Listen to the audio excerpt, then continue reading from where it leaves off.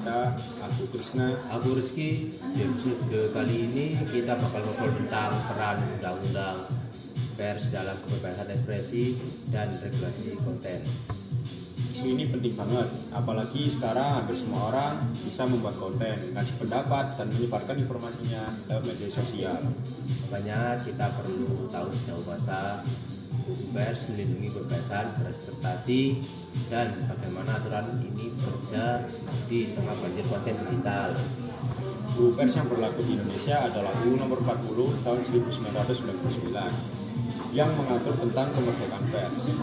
Intinya UU Pers memastikan bahwa pers itu bebas dari intervensi pemerintah, tapi tetap wajib menjaga tanggung jawab moral dan profesional.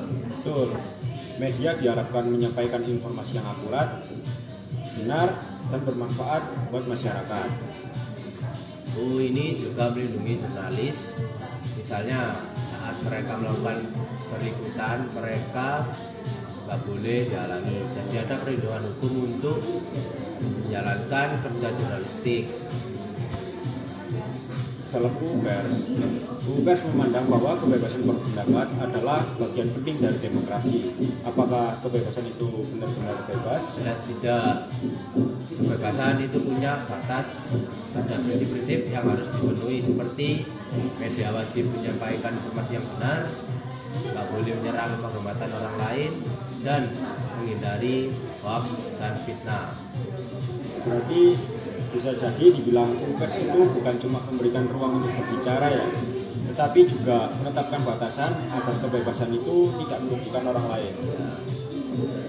Nah, terkait dengan konten digital, itu sebenarnya diatur oleh UU Pers atau UU ITE?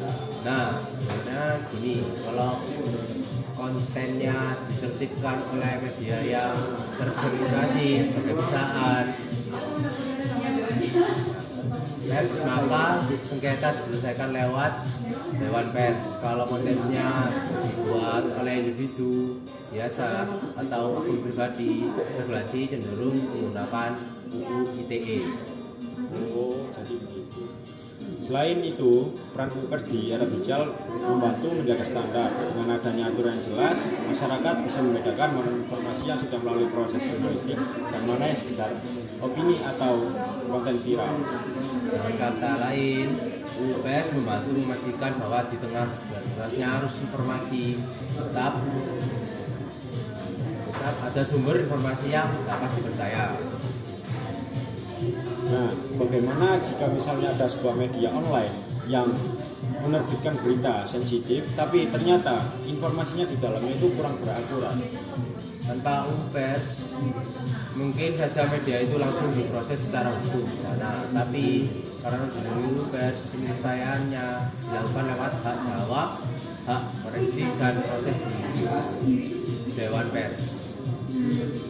Jadi bisa kita simpulkan bahwa UU Pers punya dua fungsi penting: menjamin kebebasan berekspresi bagi media dan mengatur standar konten agar tetap akurat, etis, dan bertanggung jawab.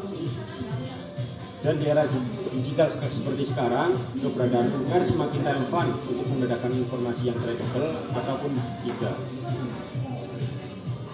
Terima kasih sudah mendengarkan podcast kita hari ini, semoga pembahasannya bermanfaat. Sampai jumpa di episode berikutnya.